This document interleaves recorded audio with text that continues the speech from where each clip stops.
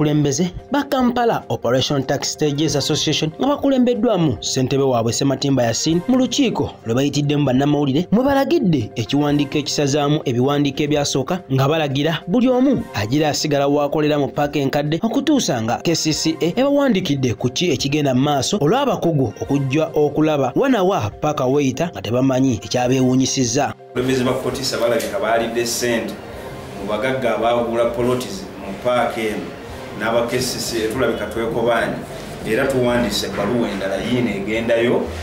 nga tulikoolinga byonna bye twabadde tukkiriziganyizaako ebbaluwa ze twawandiise ezagenza okusooka zonna eno ebbaluwa kati emenyawo ebintu byonna bye twabadde tukkaanyizaako ku lunaku lwokusatu era nga mulimu ensonga ziringa 3. Ekisooka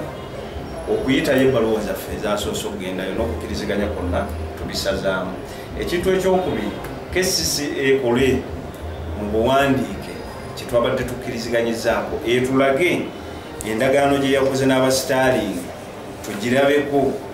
etuwe ne sketch plan eringa ngeno gye basooka obawo wa bwe bagenda okukola tutegeere tukomawo oba tetukomawo. So ensonga eyo olukiiko lwe tuyise wano tuyita abakulembeze ba paaka bonna siteegi 45 ezikolera mu paaka enkadde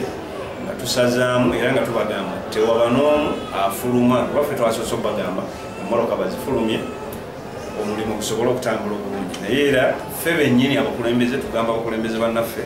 emmoloka tikuba mmoloka n'emu efuluma era n'okusula mu paaka zigenda kusulamu naffe fennyini tugenda kusula mu paaka yaffe. Bino ebijjidde ng'abakulu babadde n'entegeka ey'okusengula abantu kosa n'emmotoka eziri ku sayidi ya Majestic zidde ku Luwumu Street ne Button Street basobole okukola ekitundu ekyo kyokka balagidde kampuni ya Starling okugira ng'eyimiriza emirimu gyayo olw'okuwulira eŋŋambo ezitambula ti waliwo abagagga abaagula ettaka lino nga kiyinza okubaviirako court injunction ne babatwalako ekifo kyabwe era ne balagira kampuni ya Starling okugira nga bakola oluguudo lwa Namirembe kasita ekirungi projekiti baali baagigatta. Tubadde tujja kuba tufulumiza ekitundutundu ku paaka stage zabadde 13 tubadde tugenda okusooka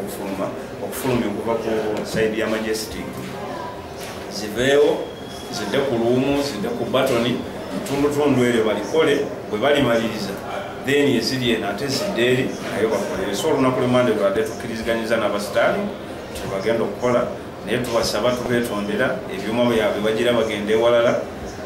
bagende ku luguudo lwa Namirembe lwe balina kuba project badde bazigase bbiri project y'okukola oluguudo lwa Namirembe Road ne paaka badde bazigase kati bagira bakola oluguudo lwa Namirembe Road naye yo paaka yaffe bagira bagyesonyi. Muzinge Steven chairman Kajansi Stage ye agamba bagala paaka edaabirizibwe nga naye bamaze okubawandiikira kuba bayinza obutaddawo. Muzinge Steven chairman Kajansi Stage akati ate otudaabiriza paaka yaffe banungi naye bwe tufuna obuwandiike naye nga tukola bwe tumugenda kuddawo ne tuwulira abantu nti mudde wali we banama tugenda kudda wano tufuna kitugenda okugamba abantu naye tujja okubaga muve wano mudde wali tugende okudda nga ate tebakola ki baga nti awo mugende olw'ensonga nti paaka eyo mulimu paati gye bagaa gye batuwa mulimu paati ey'abagagga so twagala bamala okutubaga nti yaffe gye bagenda tuwa yino muveeyo wano mudde wali nga batukola mu paaka ffe tulibeetefu gamba mudde wali batudaabirize bijja kudda mu nsonga ng'eno.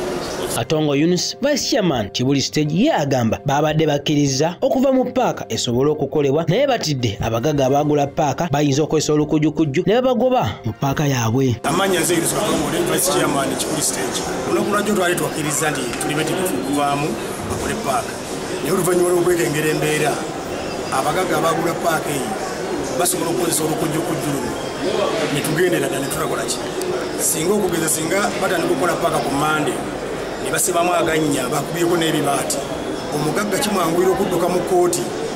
n'ateekayo okwemulugunyakwe ne basaako injunction nti tebabaawo n'omwaddamu okukola ki kukolerawo omulimu gwonna kati ate ekyo kooti ng'emaze okisalawo ne State Council eba eri wansi wa kooti talina kyeyinza kukola ki so tuba tumaze okugobebwa mu paaka so bwe tulengedde akantu ako tuga nti kasooke biyimirire tumale okufuna obukakafu okuva omukulembeze w'eggwanga eyatukwasa paaka ddala nti ekigenda okukolebwa tekiri mu katego. Ate ye Sulaiman Mubiru nga ye Defense Kajansi Stage yagamba kyasanyu nnyo KCCA okubanga ekoze paaka naye wakyaliwo bannakigwanyizi abagala okutwala paaka bavudde basalawo nga bagira basigala mu paaka yaabwe paaka nga bafunye obukakafu. no stage kajja singa stage meeting kibaali kya ssanyu nnyo wandikise nga batukolera paake tubanga tuganyulwamu naye lwakuba nti bannaffe mulimu bannakigwanyizi abaagala okukola ebyabwe nga bwe tubali tukkiriziganyiriza tubali tusaba munisitalingi ireete emiremu katono tumale okulaba embeera neneebeera mukomaafu banatukolate anaguyatukwasa ekintu ekyo. Ku lwa MRU TV, Sabata Andrew.